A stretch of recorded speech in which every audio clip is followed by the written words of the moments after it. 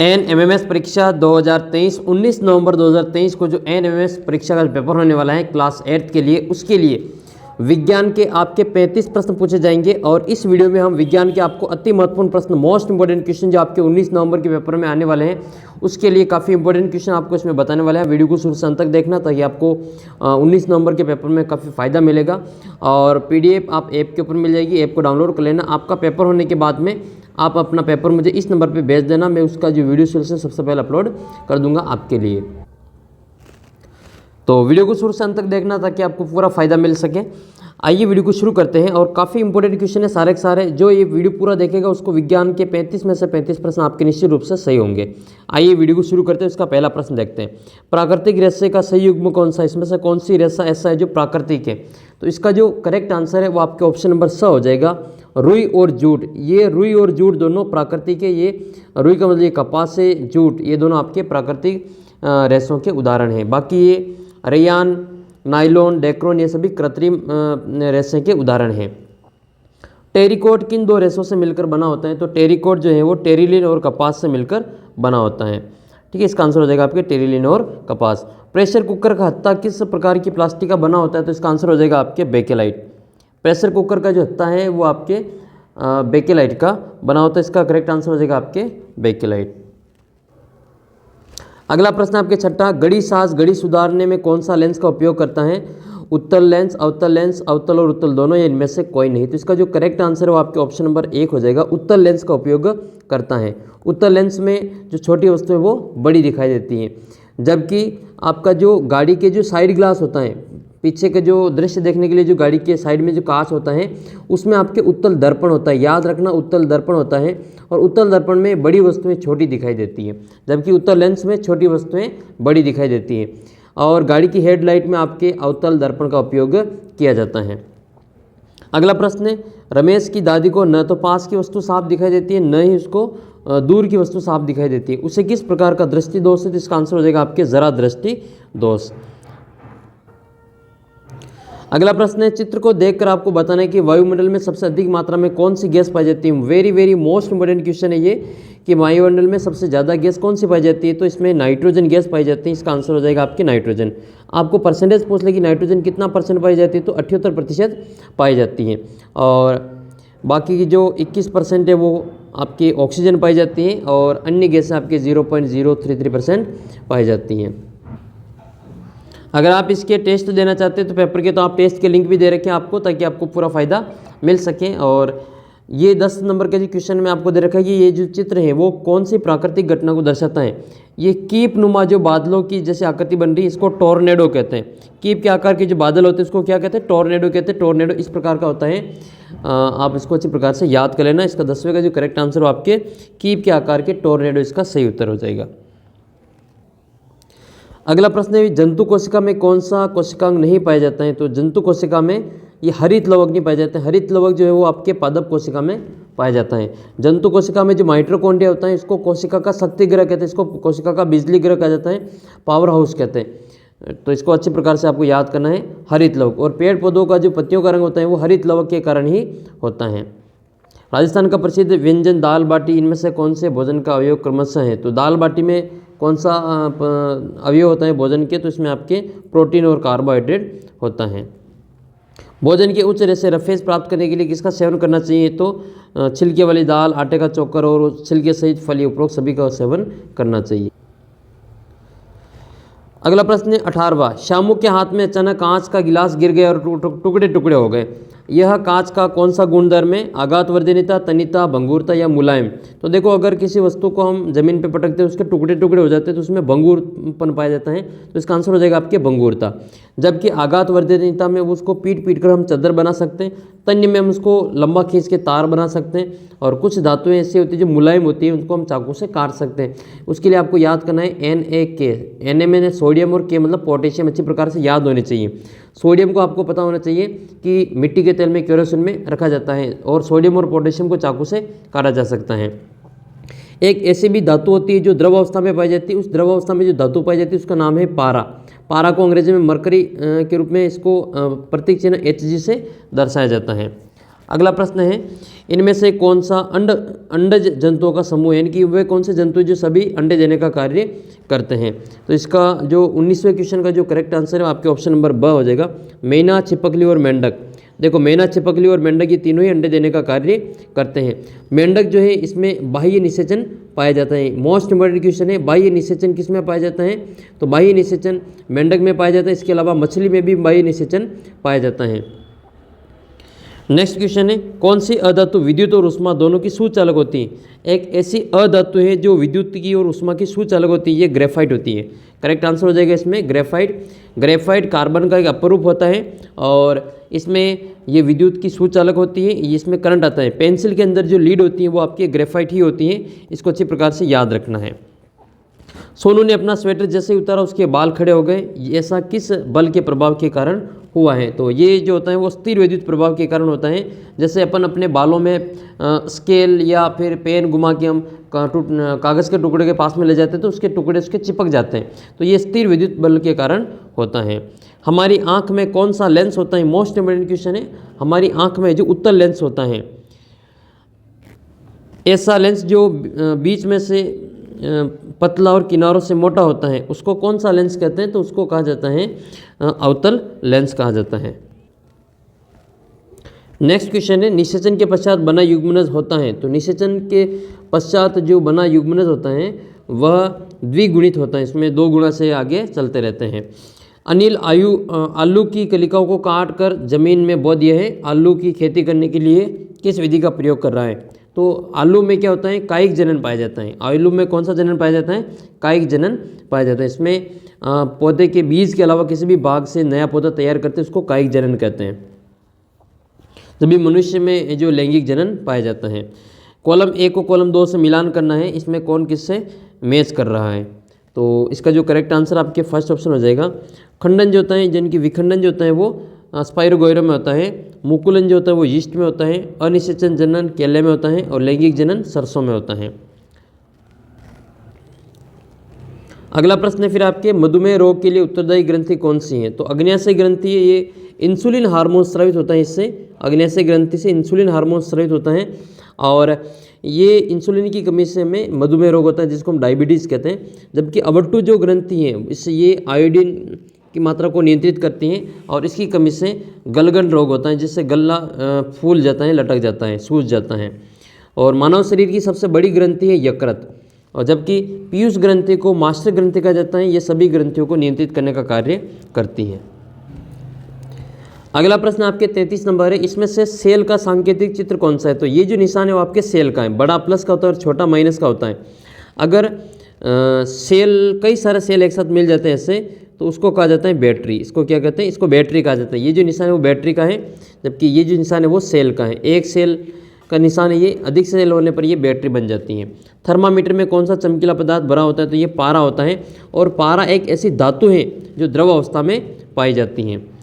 X एक धातु है जो हथेली पर रखने पर तुरंत पिघल जाती है, वो कौन सी धातु है, वो गैलियम होती है।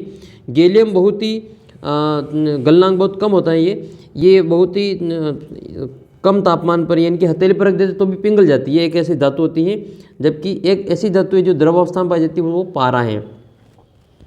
अगला प्रश्न देखते हैं हम इसमें, दिया सलाई में किसका उपयोग किया जाता है। दिया सलाई का मतलब होता है माचिस। माचिस में किस अधातु का प्रयोग करते हैं, तो माचिस में जो प्रयोग किया जाता है वो लाल फास्फोरस का प्रयोग किया जाता है। अगला प्रश्न है, घरों में तांबे के लोटे कुछ चमक कुछ दिनों में कम हो जाती है, इसका कारण क्या है। तो इसका कारण है वायु और नमी के संपर्क में आने के कारण। और जो लोहे की वस्तुओं पर जंग लग जाता है उससे दूर करने के लिए उसके ऊपर जिंक की परत चलाई जाती है, जिंक धातु की। इसको यशद लेपन कहते हैं, गैल्वेनीकरण कहा जाता है। सोडियम धातु से यौगिक निर्मित यौगिक नहीं है। तो नमक में सोडियम होता है NaCl, ये सोडियम ही होता है इसमें, सोडियम क्लोराइड। दावन सोडा, खाने का सोडा, चूने का पत्थर, ये जो चूने का पत्थर इसमें सोडियम धातु नहीं पाई जाती है। इनमें से मिश्र धातु कौन सी है। तो मिश्र धातु इसमें पीतल है। पीतल में तांबा और जिंक, तांबा और जिंक दोनों धातुओं को मिलाकर ये पीतल बनाई जाती है। आप याद कैसे रखेंगे, पिताजी, पिताजी, पिताजी याद कर लेना। पीतल तांबा और जिंक से मिलकर बनी होती हैं, ऐसे याद कर लेना। मुकेश को सर्दी के मौसम में मक्का के ढोकले बहुत पसंद है। अच्छा, ये तो अभी बहुत आपके मन की बात है, फेवरेट बात आपको छीन ली कि मुकेश को सर्दी के मौसम में मक्का के ढोकले बहुत पसंद है। और मक्का की फसल कौन सी फसल है, तो बहुत ही इंपॉर्टेंट क्वेश्चन है। मक्का की जो फसल है वो आपको खरीफ की फसल है। खरीफ की फसल ये जून जुलाई में बोई जाती है, जून और जुलाई महीने में बोई जाती है, और अक्टूबर नवंबर महीने में अभी ये सितंबर अक्टूबर में इसको काट लिया जाता है। मक्का के साथ में आपके सोयाबीन है, मूंगफली है, चावल है, ये सभी आपके मक्का की साथ में बोई जाती है। ये खरीफ की फसल है। रबी की फसल में आपको गेहूं का नाम याद करना है। अभी जो वो फसल बोल रखी है वो आपके गेहूं है, चना है, सरसों है, ठीक है। ये सभी खरीफ के रबी की फसलों के नाम है। जायद की फसल में तरबूजा, खरबूजा, ककड़ी ये आते हैं। अगला प्रश्न, इनमें से कौन सा रबी की फसलों का सही युग्म है, तो इसमें से रबी की फसल का युग्म कौन सा वो आपको बताना है। तो इसमें मटर और सरसों, ये मटर और सरसों इसी समय में बोई जाती हैं, रबी की फसल के टाइम में गेहूं के साथ में। तो इसका आंसर हो जाएगा मटर और सरसों। मूंग और उड़द ये खरीफ की फसल है। तरबूजा, खरबूजा ये जायद की फसल है।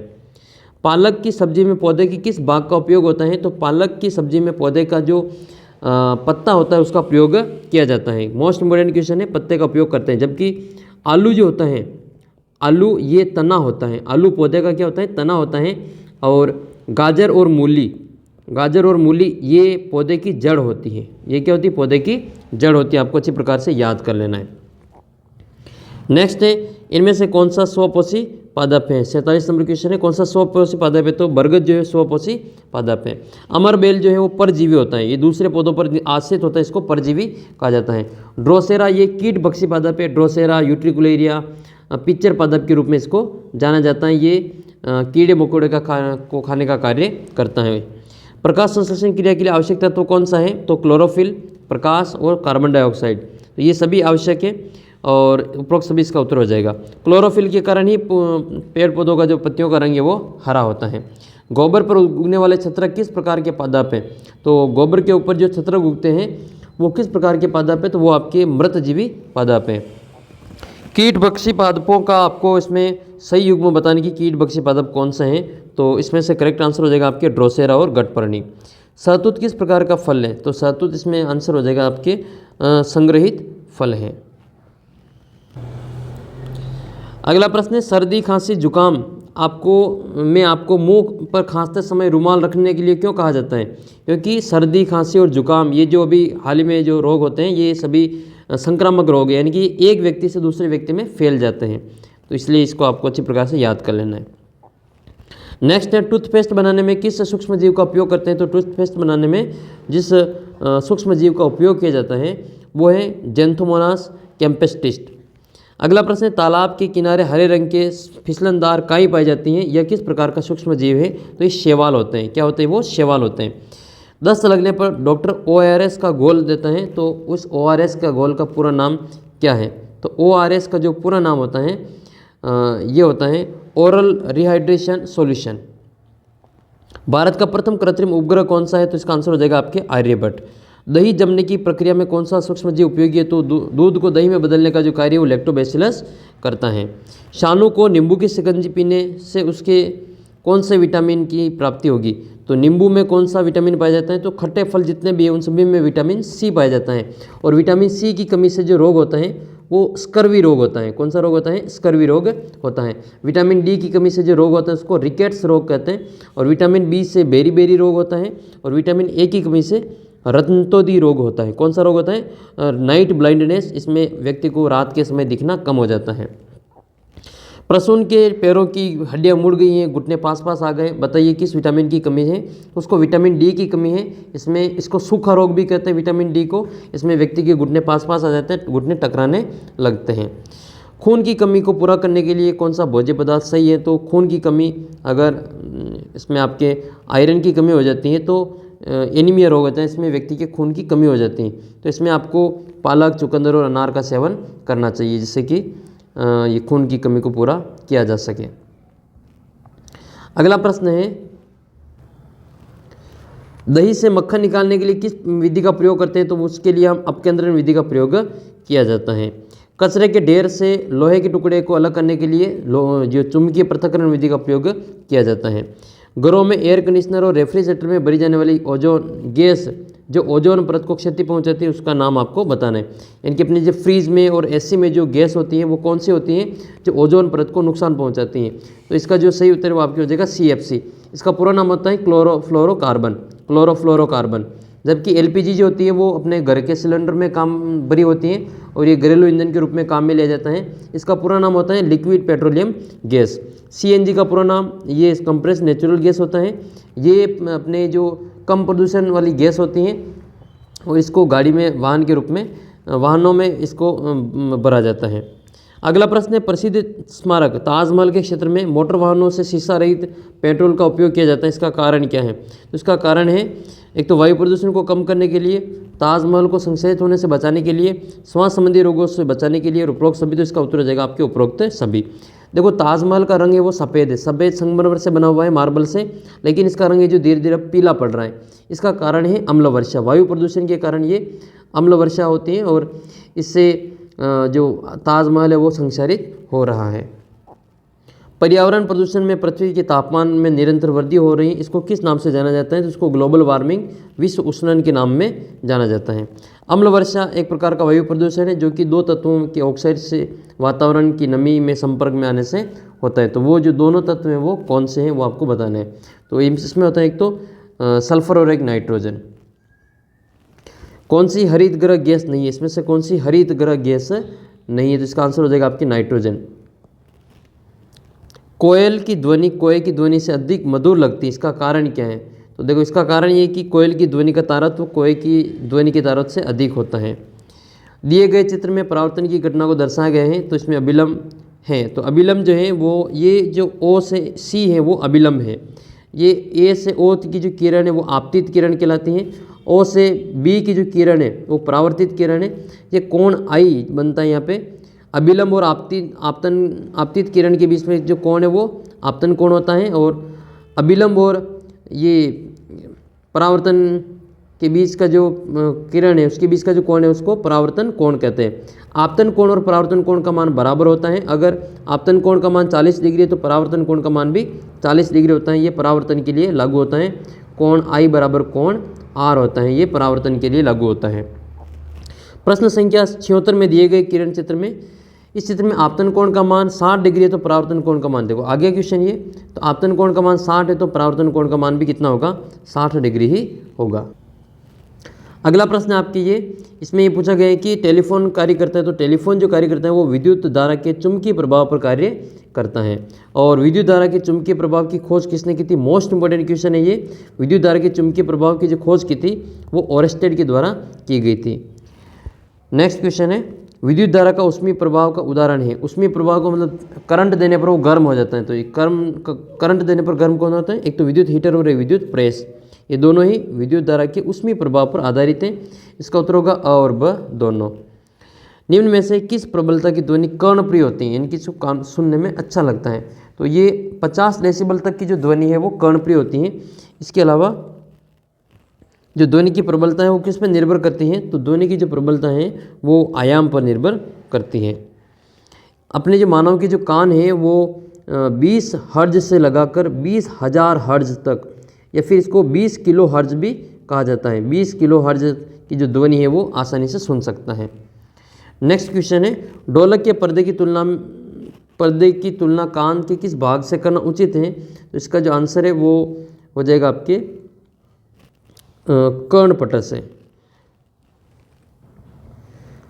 अगला क्वेश्चन है कि इनमें से किस विलयन में विद्युत धारा का प्रवाहित नहीं होती है? तो नल का पानी में होता है, समुद्र के पानी में होता है, नदी के पानी में होता है, लेकिन आशुद्ध जल में विद्युत धारा प्रवाहित नहीं होती है क्योंकि इसका जो pH मान है वो 7 होता है और ये उदासीन होता है। प्रार्थना की घंटी की आवाज़ सुनकर सभी विद्यार्थी प्रार्थना स्थल पर एकत्रित हो जाते हैं। घंटी की ध्वनि सभी विद्यार्थियों तक किस माध्यम से पहुंचती है? तो ये वायु माध्यम से पहुंचती है। इसका जो करेक्ट आंसर है वो फर्स्ट ऑप्शन हो जाएगा वायु। ध्वनि की जो सबसे अधिक चाल होती है वो धातुओं में होती है, ठोस में होती हैं।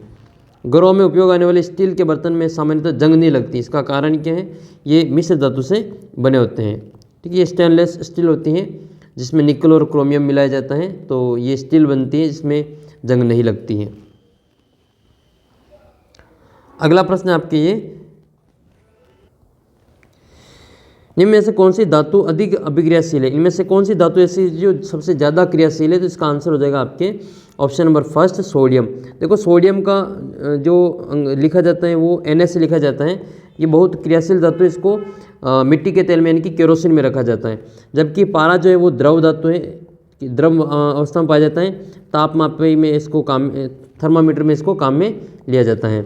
और चांदी जो है वो विद्युत की सबसे अच्छी चालक मानी जाती है। सोना जो है वो सबसे तन्य धातु है और महंगी धातु है। रासायनिक परिवर्तन बताना है कि जंग लगना ये एक रासायनिक परिवर्तन का उदाहरण है।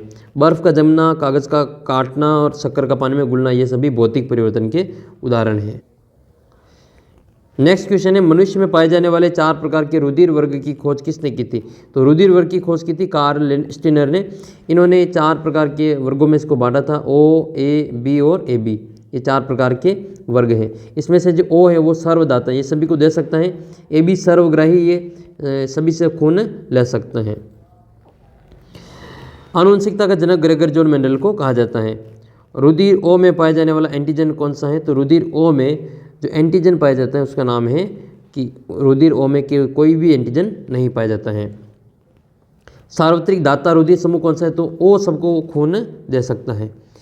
इनमें अगला क्वेश्चन आपके कि रक्त का कौन सा भाग ऑक्सीजन को शरीर के प्रत्येक कोशिका तक पहुंचाने का कार्य करता है? तो इसका जो आंसर है वो आपके हो जाएगा फर्स्ट है RBC, रेड ब्लड सेल्स। जीवाणु जनित रोग कौन सा है? इनमें से कौन सा रोग जीवाणु के द्वारा होता है? तो इसका जो आंसर आपके स हो जाएगा। क्षय रोग जिसको हम TB कहते हैं, और टाइफाइड और हैजा, ये तीनों ही आपके जीवाणु जनित रोग हैं। जबकि मलेरिया जो है वो प्रोटोजोआ के द्वारा फैलता है। मुंह से पिलाया जाने वाला टीका कौन सा है? तो पोलियो जो है वो मुंह से पिलाया जाने वाला टीका है। शरीर गठन का सही स्तर कौन सा है? तो कोशिका, कोशिका से बनते हैं उत्तक, उत्तक से बनते हैं कोशिका। सबसे पहले आती है कोशिका, कोशिका से उत्तक, उत्तक से अंग बनते हैं, अंग से तंत्र और तंत्र से शरीर बनता है। तो इसका आंसर हो जाएगा ये। नेक्स्ट है, मानव में उत्सर्जन तंत्र का ABCD में सही क्रम बताना आपको। तो सबसे पहले जो ABCD में ये जो दे रखा है, A वो आपके वृक्क होता है, किडनी होती है, ये B जो होते हैं वो